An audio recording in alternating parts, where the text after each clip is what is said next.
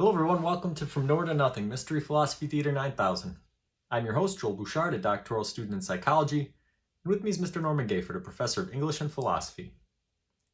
Today the film we'll be looking at is Captain America: Civil War, with a clip that breaks new ground for the Avengers series in the form of philosophical reflection. While audiences watch Marvel movies for the rollicking action and depth of intertwined stories, Civil War adds a new dimension by forcing the Avengers to examine the consequences of their actions. If you'd like to watch the video of this episode, I'll post it on my YouTube and link to it in the show notes. And if you'd rather listen, then just sit back and enjoy. Alright, so we're our second installment of our video podcast. We're looking at Captain America: Civil War. To set the scene a little bit, when we jump into it, we're going to flash to a different clip where there's already some discussion going on, so I didn't want to miss the beginning of that. But basically, the movie starts in typical Marvel fashion. There's a bad guy. He's hatching a plan. The Avengers are, chasing him in car chases through the city. There's gunfights. There's explosions. The whole works. It's 21st century Roadrunner and Wile E. Coyote stuff. And this is, up to this point in the Marvel Cinematic Universe, that's nothing anybody would bat an eye at, right? That's pretty atypical for the start of a movie. And people love it. The special effects are great, and seeing them get to work is awesome.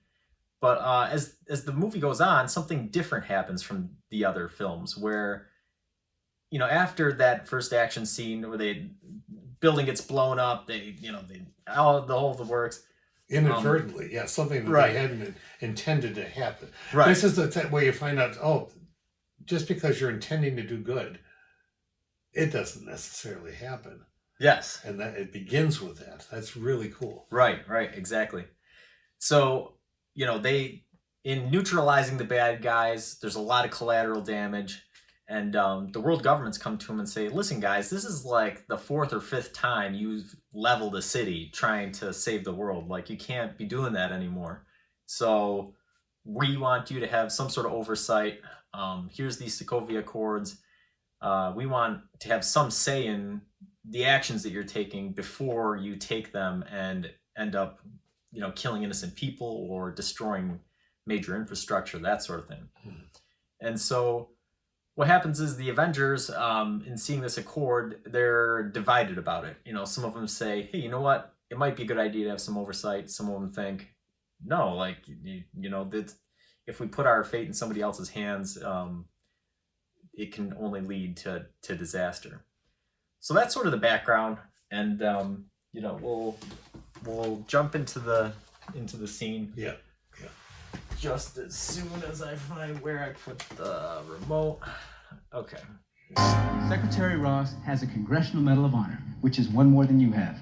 So let's say we agree to this thing. How long is it going to be before they LoJack us like a bunch of common criminals? 117 countries want to sign this. 117, Sam, and you're just like, no, it's cool, we got How it. long are you going to play both sides? I have an equation. So right off the bat, Colonel Rhodes and Sam are arguing. And what they're arguing about is sort of distrust in letting the government control their actions, which is interesting, right? Because both of these guys are African-American men who are in the military. Yes. And so I think that a lot of times in real life, right, we see this sort of, I think there's this temptation to assume that one group of people believes exactly the same. Right. And especially a group like the military where, okay, everybody's wearing the same uniform. Everybody's gone through a lot of the same things. So they're automatons, right? You're like, okay, every military person is a blue collar, conservative, all these different right. whatever attributes you want to give them. And the fact is, from being in the military, I know that that's not true.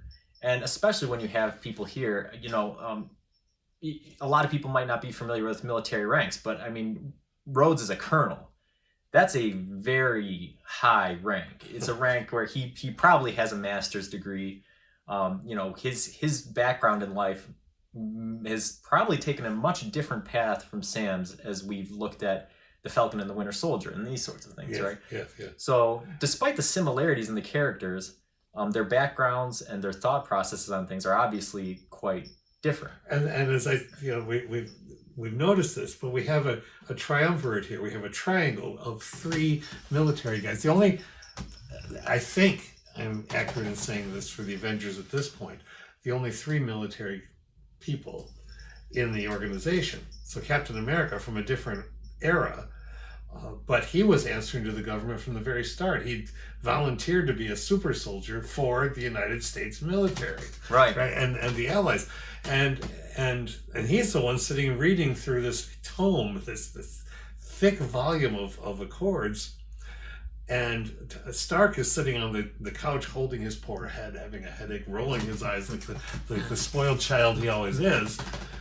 Steve is reading the thing, and the other guys are debating, but they're 3 military people, but they don't even, all 3 of them don't have exactly the same ideas. Right. Yeah, and that's an interesting thing to point out, right? Is you see Steve reading through the Accords, and you can see how thick the thing is. And so you know that doesn't just have 2 sentences saying, the world governments want to manage the Avengers. No, like there's a lot that's in this, and we know this from modern legislation in real life, right? There's no any sort of legislation encompasses a large number of changes. Right. And it raises the question, how many of these Avengers have read the Accords? How much of it have they read? How much of it do they understand? Mm-hmm. Mm-hmm. Yeah, that's an excellent point, because just because they're Avengers doesn't mean they're all brilliant. Mm-hmm. Right, yeah, like Stark is scientifically brilliant and it doesn't. They're smart people, but they're not necessarily going to, like any group of us. It takes a lot of people with a lot of viewpoints to try to figure something out, and we can't default to, oh well, they're super in every way, because not necessarily. Right, and there's a difference between reading a scientific white paper and a piece of legislation, right? Exactly. And so yeah, it's interesting because if you think about it, there's a good chance Captain America here only has a high school education, whereas Colonel Rhodes probably has a master's degree in something, Yeah. and has been involved in politics his whole life and these sorts of things. So yeah, who would be qualified to actually interpret this document? Plus, we think about, if we put it other, you just gave me another thought. If we think about the storyline, Captain America, he was frozen. He was awakened. Nick Fury telling him things. But by this storyline here, maybe he's a year out from having awakened. So as far as he knew, World War II ended a year ago, even though it ended decades and decades ago. So the character can't help it. He's trying to catch up. But all of that mindset has got to be in there too. Yeah. From his point of view, it's like he could be grandfather or great-grandfather to these guys. Yeah. It's a fascinating perspective. All right. Oh, this will clear it up. In the 8 years since Mr. Stark announced himself as Iron Man, the number of known enhanced persons has grown exponentially. And during the same period, the number of potentially world-ending events has risen at a commensurate rate. He's saying it's our fault? I'm saying there may be a causality. Our very strength invites challenge. Challenge incites conflict. And conflict breeds catastrophe. Oversight. Oversight is not an idea that can be dismissed out of hand. Boom. So Vision comes in and he almost has sort of Socratic dialogue, right? He does. Says, so, what happens when there's power? What happens when there's this? What happens when there's a catastrophe? And there's this sort of causal chain, right? Mm-hmm. And so he's taking this logical approach to saying, we've been operating under this paradigm that there's been bad guys out there and that superheroes have arisen to protect the world. Yeah. But what if the paradigm is actually that superheroes arose and then that bad people arose to challenge that power and to attempt to establish their own autonomy over world events. Yeah, it's exactly it. It is Socratic. It is suggestive of a causality. And Vision's not saying that's 100% absolute. He's saying, but we need to think about this. Yeah, and essentially what he's opening up for sort of the first time the idea that maybe this group of superhuman people have biases that are creating a blind spot in their decision-making process. Yeah. And that's a very powerful statement, and something that's been examined in a lot of pop culture recently. There's a ton of TV shows and movies out there about, well, what happens if superheroes were bad? Yes. Or what happens to these sorts of things. And it's a powerful paradigm, and it's also interesting to consider. It is. And so in Vision's sort of view, what he's saying is that Pandora's box is already opened, right? So Pandora's box, Pandora opens this thing, evil escapes into the world. You can't put the evil back. The only thing that is still available is hope. Right, yeah. With Pandora. So yeah, and again, he's asserting a kind of calmness that he's not seeing in his colleagues, but he's a synthesoid. He has an android mind, and so we're drawing on the strength of that. So you essentially have partial technology talking to people who have, in some way or other, some of them, not all of them, been enhanced by technology, and who have made choices that have led to technological destructiveness. So there's a whole tech thing going on in here that's unspoken. But Stark with his armor, and Sam with his his Falcon wings, and Rhodey with his Iron Man armor that he took and the government modified to make. What's the name of the character? War Machine. War Machine, and the Scarlet Witch is certainly the supernatural, so we're not going to say technological with that, but Black Widow, extremely well trained gymnastically and in fighting and so on. We saw a lot of that in her movie later on, but she still has technology to zap people. Yeah, and I think the technology part of it, that is kind of the evil in Pandora's box almost, right? So, because what happened is Vision's saying, once Stark made the armor, right? Once that technology got out of the box, and then you had the first Avengers movie happen in New York City, and you started seeing these aliens with advanced technology coming from space, right? Vision's sort of viewpoint is, listen, now that these people know we have this power, and they know where we are, they're going to keep coming, right? And we need to have some sort of plan. Somebody has to have some sort of plan of what we're going to do the next time it happens. And that's when he says, that's why oversight's a good thing, right? Because we need to have a plan. We need to have somebody who's thinking about these things ahead of time, rather than us as a group just being reactionary to whatever is going on. Yes, that's the crux of it. Tony, you're being uncharacteristically non-hyperverbal. It's because he's already made up his mind. Oh, you know me so well. So now what we're seeing is dissonance within the group, right? So Rhodey and Sam, they were having a heated debate, but they were discussing the merits of these sort of ideals.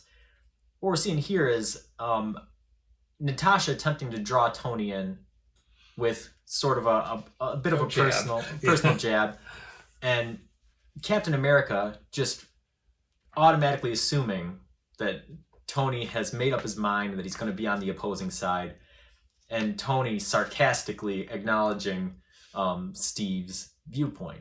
Mm-hmm. What's interesting about that, right, is that Tony and Captain America, these guys are the leaders of the two separate sides in the Civil War movement. But both of them, especially as we'll see as the discussion progresses, both of them appear to have their minds made up already at this point. Yes, they seemingly do. They are, if not polar opposition, extreme opposition to each other, with a very strong, one might say, strident position. Right. And what's interesting about that is we see their followers actually debating the merits of each side and suggesting compromises and these sorts of things. But the two leaders are standing their ground with what they believe. And that sort of is a reflection of politics in real life, right? You see politicians and they'll take a stand for something. And very rarely do you see a politician, say, well, this idea also has merits, so we'll try to compromise and incorporate the ideas of it. At least not in modern times. It's not something you see very often. Mm-hmm. But regular people on the streets like you and I, that's what you do. If you walk into a coffee shop or a grocery store or something, you'll hear people talking about these ideas. And, lots of times if a good discussion's happening, they're talking about the merits of them or the dismerits or where things should be compromised or their own ideas of what might be a better alternative. And I would hope that happens. I haven't seen that happen as much lately as I would like to see it happen. But that is going to be the place where it does happen. It has to happen in the coffee shops and old guys and gals having coffee in a local deli or what have you. I met a new doctor yesterday. I started to practice with this new doctor, young woman, very interesting philosophically. She's going to listen to the podcast.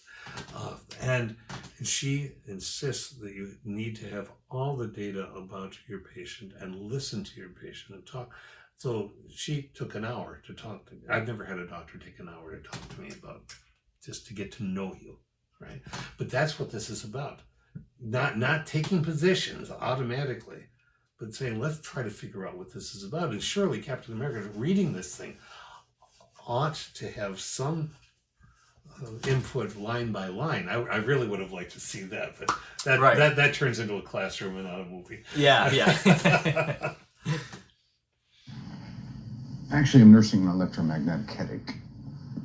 That's what's going on, Cap. It's just pain. It's discomfort. Who's putting coffee grounds in the disposal? Am I running bed and breakfast for biker gang? So Tony gets up and he sort of deflects, right? He takes the attention off this bigger issue for a moment, and he's letting his frustration out on little things. But also in there, and we're going to see in a minute here, right? When Steve says he's already made up his mind, he rolls his eyes and says, "Oh, you know me so well." Right. And then he gets up here and he basically says, "No, I just got a headache, from what we were just doing. That's it. I'm just in discomfort." But what we're going to see is he actually, in a couple of seconds here, says there is no decision-making process, right? So he's already made up his mind. And again, it comes back to that question, right? How much of this has he read? How much of it does he understand, before taking a position on something? Or how much of it just has to do with the next part of the clip we're going to watch? Well, I think the latter, because we know, those who've watched the beginning of this film know that, among other things, the responsibility for the carnage has fallen onto Stark as a person in the public more than the rest. Captain America he's Captain America kind of glow still. Not completely, but some. Stark has the eccentric, rich, sarcastic, smarmy billionaire, former weapons maker. Yeah, there's a lot. He's going to feel that weight. Yeah, there's a lot of context and history to this that's playing into it. Like you said, I mean, Stark was essentially reviled before he was Iron Man for being, a weapons trader, right? And like you said, Captain America, he almost has this shroud around him, not only because he was gone for 80 years or whatever. So again, there's that feeling of the bygone era, the good old days, this sort of thing, Yes. When there was ethical questions of their own in the creation of, but very different context. And Captain America also, if we think of that fusion of the past and the present in his life, almost instantaneous. Tony Stark's dad was the one who created Captain America. So he's a guy who created a superhero to go out and do things that other people couldn't do. He's got to have that in his head when he's talking to the kid star. Yeah, You know, yeah. How can you be essentially 80 or 90 years old, whatever Cap is, even though you look like you're 30 something, and not look at somebody else and think of them as young? Yeah, yeah.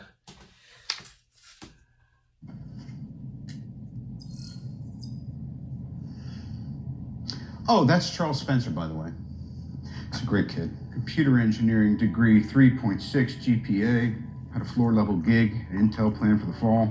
But first, he wanted to put a few miles on his soul before he parked it behind a desk, see the world, maybe be of service.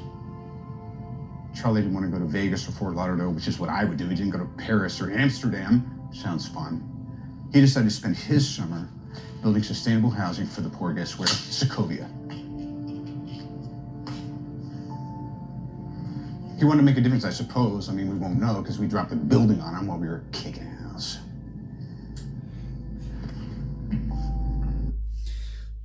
So this is a really interesting philosophical thing, right? Because up until this point, they've been talking about it in either an abstract way or in how it affects them as a group. Tony brings in a different element where now he's talking about how it affects somebody who they died, who you didn't see on film, you know. No. You didn't. None of this happened. This is just all stuff that happens in the background. Like I said, this has happened in every Avengers fight scene, right? But it's not the focal point. Surely there was death and a lot of hospitalization by people who had things falling on them because the Avengers were battling these creatures in New York, yes.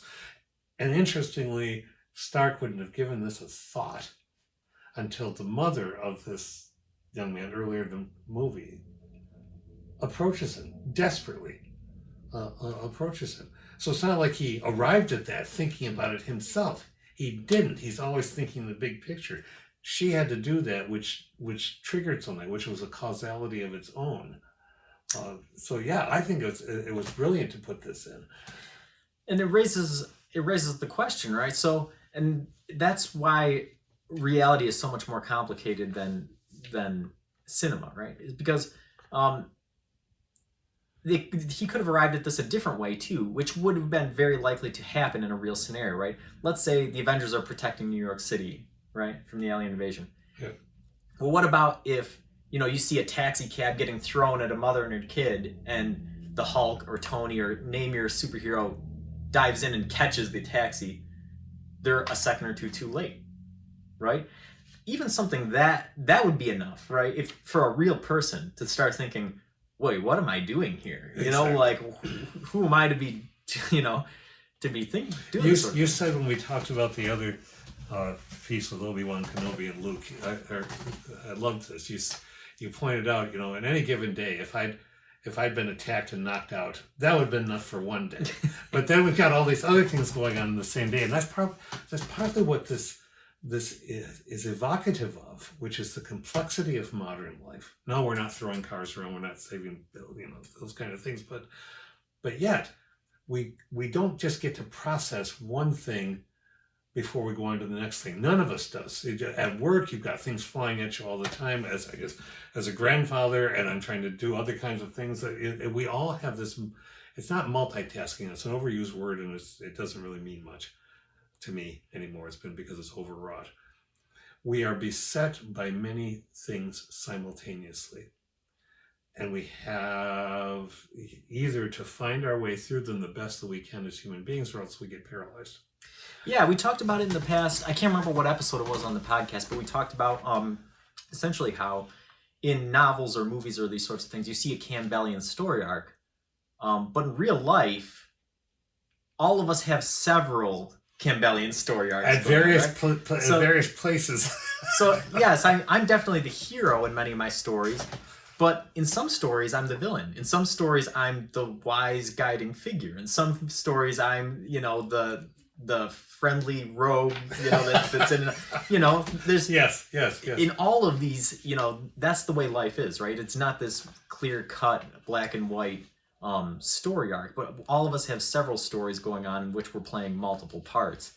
And the rhetoric of what he says, of what Stark says in this, when he uses the word serve, no, he wanted to serve. Well, that's what the Avengers are trying to do too, but how does one best serve is the implication of that little, the word doesn't keep getting used in the dialogue, but they planted it there. Yeah, and we see in the later Iron Man movies, right, that Tony is in the throes of PTSD right now, right? Mm-hmm. And so that idea, and you can even sort of see it here. I'm certain he's thinking about, how his service, involves buildings being dropped on people and cities being leveled and a loss of life and these technological errors that create supervillains. Whereas this kid was just going to build sustainable housing, right? Yeah. Find places for people to live, find food for them to eat, create a better life for people. One is very constructive and one's destructive. And but he's saying this is as important as what we are doing. That's what I liked about it. Right, exactly. So it's not superheroes as gods, not superheroes as better than everybody else. Superheroes as complicated and see, you just said this and brings up something else I hadn't thought about before. So Sam, when we first encounter him, is somebody who works with soldiers with PTSD. And this is how he starts his conversation with Cap. Later in the second Infinity War movie, Captain America is the guy who's sitting with a support group. We never get the background on how that happens, but here he is talking to ordinary people, trying to help them figure out what happened after this catastrophe. So this scene, and the one in the previous Captain America movie, no, it's not the previous. Is it this one? This is one where he meets Sam. Yeah, I guess it's it's the one with the Winter Soldier. The Winter Soldier, that was it, and so. They launched this rippling, quiet discussion that, as you say, you can miss it in all the mayhem.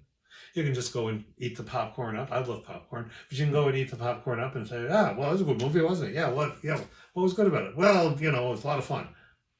Or you can say, look at all the stuff that's in here. Mm-hmm.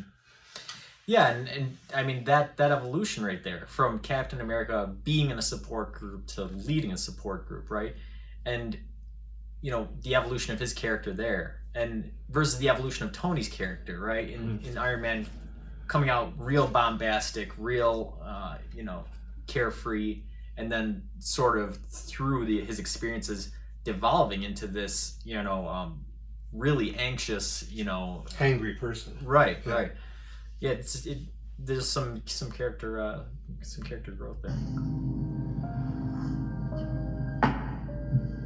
There's no decision-making process here. We need to be put in check. Whatever form that takes, I'm game. If we can't accept limitations, we're boundaryless, we're no better than the bad guys. What Vision's eyes did in that? No, I missed it. Vision, listening to Stark say that, you can see a sadness. We need to be put in check. His eyes are going down, because that's not what he was saying. Stark is being overwrought and authoritarian. Vision is saying oversight. Stark is saying we need to be put in check. Put in check sounds a lot more stern and rigid than oversight.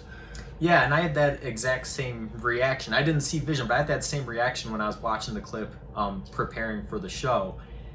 There's something about that phrase, right? As soon as he says be put in check, that simple phrase, that little bit of language is what's going to essentially tear the group apart. It's what's going to be divisive. By saying there is no decision-making process, therefore I'm not inviting discussion, which is something reflective in our own culture now.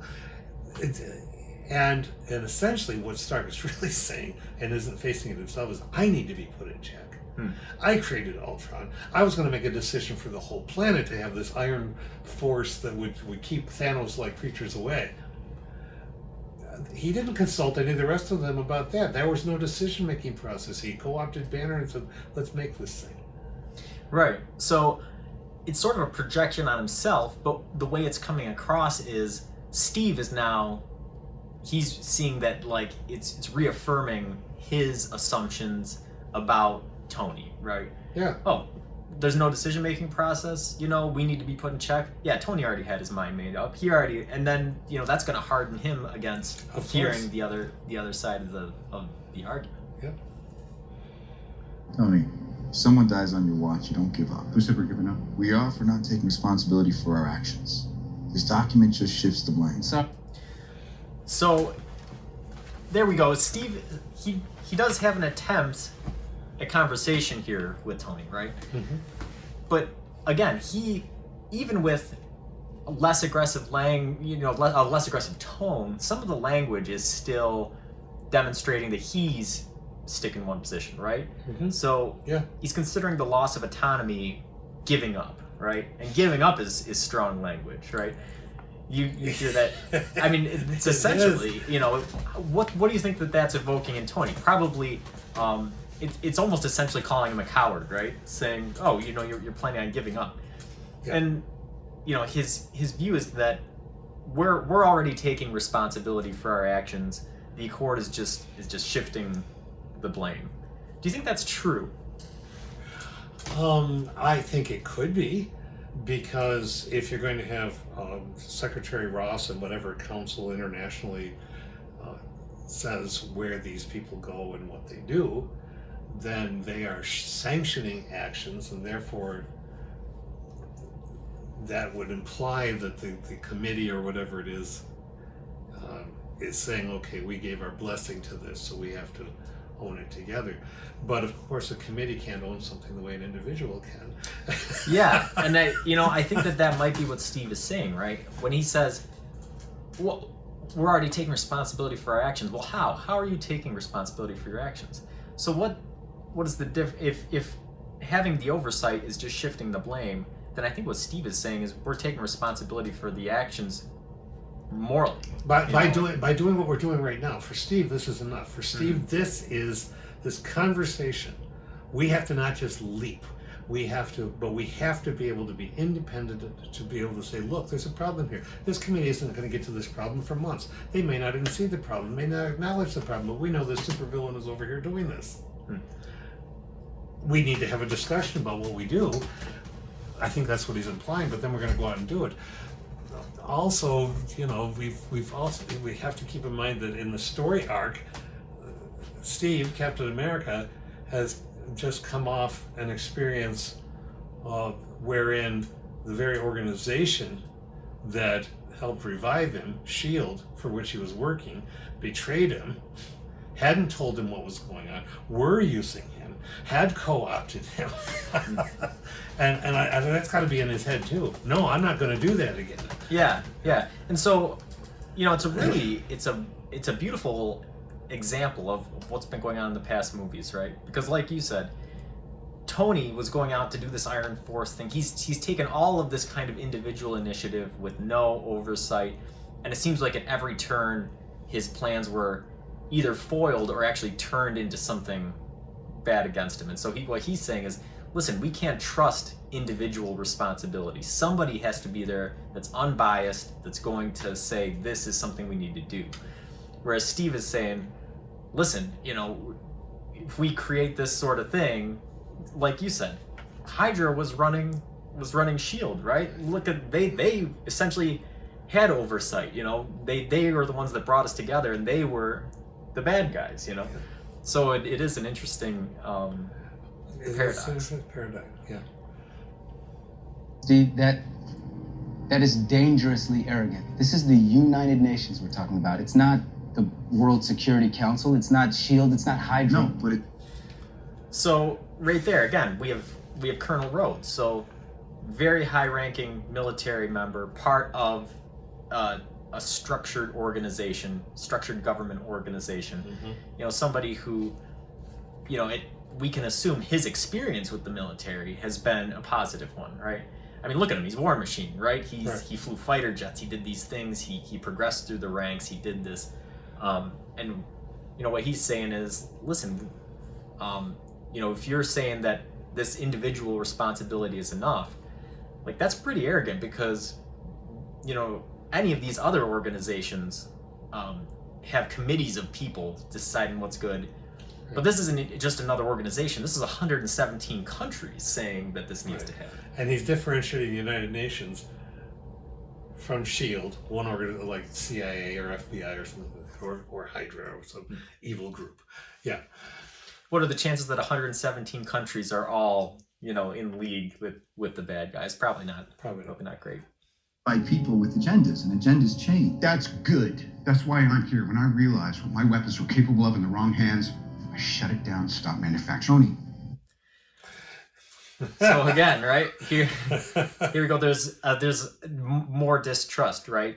Steve is saying that, if we hand over power to people have agendas, right? Yeah. Which is an interesting take, right? Because again, a lot of the discussion that's happened so far is that attempt to break through the current thought paradigm, to introduce the idea that maybe we have biases, maybe we have blind spots. Mm-hmm. Steve still doesn't seem to be accepting that. Nope, we're the super guys, and we have to maintain that oversight ourselves. We have to think hard morally. We have to have the right. Steve is the duty guy. Steve is the deontological fellow. Your duty is to do this if you have the power to do it. Your duty is to do the moral thing with the power that you have. And if it goes south, you tried, but the point is it's right because it was your duty to do so. And Stark is the consequentialist. Yeah, we were trying to do the right thing, but it didn't turn out right. So it was wrong. Yeah. And again, bring up Stark's whole history, right? He's saying, having people with agendas is good because they showed me that something was wrong, and I shut it down, right? But there's a little bit more to it than that. Yeah, I was going to say that's a little overly simplistic. I shut it down, but then I built something else, and then we all had to shut it down, and that's what led to this in the first. Right. Chose to do that. If we sign this, we surrender our right to choose. Yeah, I like that. But if this panel sends us somewhere we don't think we should go? What if there's somewhere we need to go and they don't let us? We may not be perfect, but the safest hands are still our own. If we don't do this now, it's going to be done to us later. There's a lot in that little clip there, but and especially at the beginning of it, Steve talking about forfeiting the right to choose and do all this different stuff, which is something that people are always struggling with, right? Anytime there's an intrinsic struggle, right, between government and individualism, right? And I think that's always been the case ever since the beginning of time, right? Whatever the first government organization was, I'm sure somebody said, hey, listen, we should invent this rule in order to help the survival of the group. And somebody said, no, like you can't limit my behavior in that way, right? And of course, that's just been the trope of modern governments for ever since. Well, it goes back before the United States, probably to the Magna Carta, really. At least. At least the past 800 years, that's been the discussion, right? Is where do you draw the line on what is the best for society and how much individual freedom and liberty people should have? And, I'm sure that there's some people out there that say, well, the government should never tell somebody what to do. And, that makes you an anarchist, right? And then you can just go and kill people and take things for your own and amass your own stuff, right? And that's essentially the world can't continue to turn if you operate that way. And then there's other people who say, well, this, the second that, we hand things over, then, it's 1984, right? They're gonna start limiting the language we can use. And they're gonna start telling us what jobs we can work and all this other thing. When we know that the reality, and I guess I use the word reality, even though we don't share it sometimes in this culture, the reality of things is that it's going to be some of both. That the utility of doing what's good for the many as opposed to the few, which is sort of being hinted at in here too in a very odd way, is what leads to the the best result for the most wide range of people. That goes back to the initial utilitarian view. And if you don't want to do something because you don't want to, because you have the choice, but for the grand majority of every kind of people, it's the best choice, well, then utilitarians would say, come on, get on board, or just go have a coffee and settle down. Yeah. And that raises, like it's sort of this parallel again, this mirror image of what we were talking about before, where, you watch a film and there's one Campbellian story arc, whereas a life has many. It's sort of the same thing with philosophy and moral codes, right? Mm-hmm. There's nobody that's strictly a deontologist or a consequentialist or a utilitarian. In real life, you look at a scenario and then you're weighing the balance between these sorts of things, right? And you're trying to come up with what makes sense. And that is the central question of this issue is, who's making that judgment of what makes sense? Who's saying this is the correct amount of deontology, consequentialism, and utilitarian? Can I trust myself to make that choice? Can I trust this group of people that I consider moral to make this choice? Or do we need an outside group to make that choice? Exactly. That's why that's the anchoring point for all of this. And it exudes this scene, the very fact that you must weigh. To just leap in and say there's no discussion doesn't lead in at anything. I'm right and you're wrong, so just go with me. No, not good enough. We have to weigh things. That won't be pretty. You're saying they'll come for me. We would protect you. Maybe Tony's right. If we have one hand on the wheel, we can still steer. If we take it off... Aren't you the same woman who told the government to kiss her ass a few years ago? I'm reading the terrain. We have made some very public mistakes. We need to win their trust back. Focus up. So then here's another perspective, right? Natasha is not really examining it from a moral standpoint like the rest of them, which makes sense given her background. But she's saying, listen, if we sign the Accords, if we go along with this, at least we can continue to protect people and do what we're doing. If we choose not to abide by the Accords, she's saying, I know where this is going, which is essentially we're all going to be scattered to the wind and we're not going to be able to effectively unite and combat a threat, which is sort of what happens. Come Infinity War. Yeah.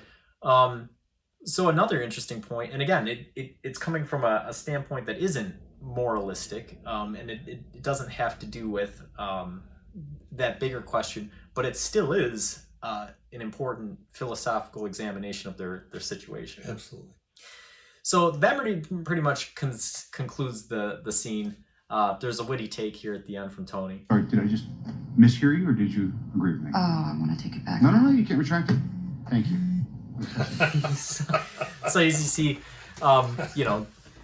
there's some group dynamics in there, right? I think that what that tells us is on a regular basis, they probably have conflicts and discussions like this, and there's probably pretty clear party lines that are drawn and who takes what sides.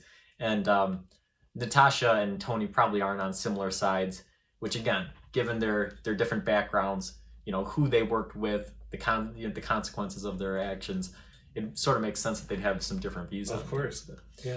Yeah. So this was a fun discussion. I think there's a lot there. I think that we got to a lot of it. There were some things where I know that I had it before the show and I thought this would be a good thing to bring up and I forgot. So there's always more to bring up. That's the nature of the podcast, is I'm sure that 2 or 3 or 4 episodes down the road we'll be talking about something and I'll think, oh, that was it, and then we'll bring it back to this. Yeah. That's right. Yeah. But until next time, keep pondering.